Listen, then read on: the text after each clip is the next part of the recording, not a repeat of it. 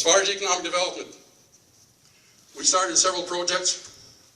The wind power is still there, it's available.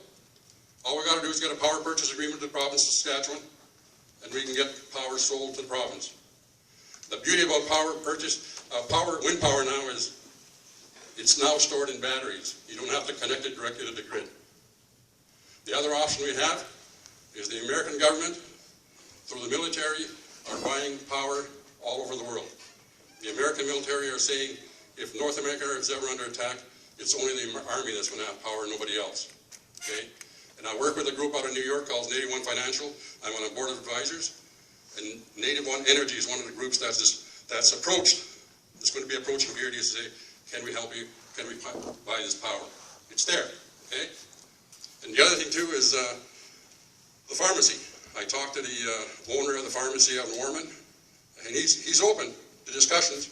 He wants to establish a relationship with the band on developing a pharmacy in our community. The other one we want to talk about is the land we froze in the Lashburn area. One section of land we froze.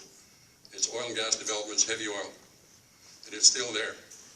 And one group that we're working with, Native American Resource Partners, was prepared to buy that land for us, and then we can start producing oil. And yet, it never went anywhere.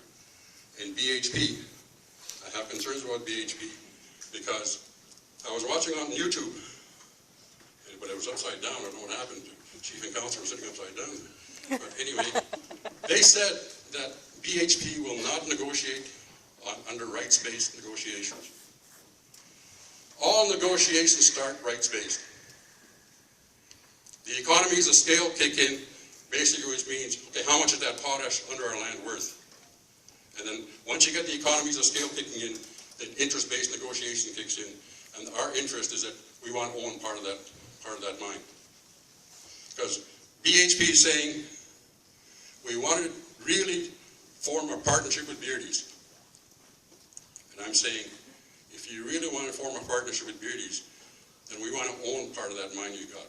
You're not going to get our potash for nothing. We got 5 billion or so metric tons of potash under our land. At one time it was selling for $300 a metric ton. That's how much? 5 times 3? $15 billion worth of potash under our land. And they're saying, if we join a partnership, then our mine will have another 25 years, so it will be 75 years. But nowhere do they say that we're going to own part of that mine. We're not going to give our potash away for nothing. I dearly love to sit with BHP and say, okay, what is it you want? So this is the same company last October were bragging about their Jansen Lake mine was going to produce 10 million metric tons of potash a year for the next 50 years. Now, do we wait 50 years until you mine out your potash mine and then come to Beardy's and mine ours? Or are you going to say, we're a partner, we'll take all your potash, but we'll give you community development, we'll give you jobs, we'll give you opportunity to bid and all this other stuff. It doesn't work that way. Our position has to be simple. You want our potash, you give us a share of that mine. If it's 25%, 30%, 40% of that mine, we want it. And if they're serious about forming a partnership with us, then they will give us that potash, a share in that mine, so we can have money for years to come for our people. That's the only way to go. Economic development is very simple. You work at it. The people I worked with in New York, on August the 10th, 2010, my wife and I flew down there at their expense.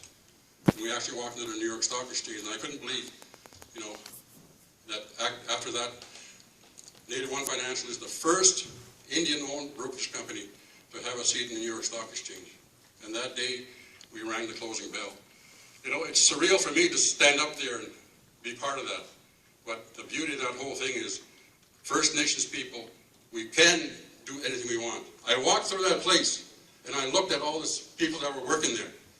And I thought to myself, all these companies that work in Saskatchewan, Cameco, whomever, this is where they get their money.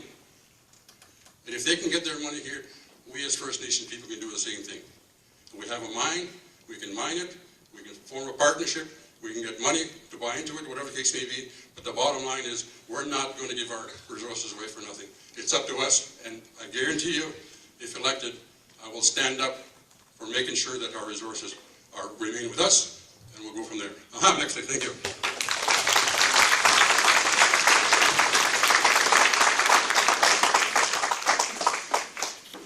Thank you. Next we'll hear from Littlepine.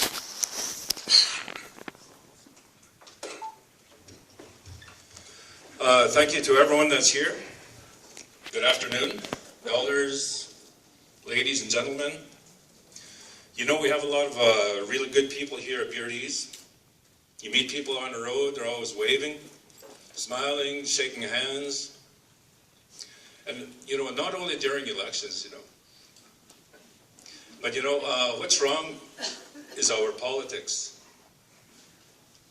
This election system that we've been using, this was given to us by the federal government. It gives all the power to the chief and council. And what we have to do is we all have to sit down and change it. But first I'm going to tell you a little bit about my qualifications. I have 2 degrees, a Bachelor of Education degree, and a postgraduate diploma.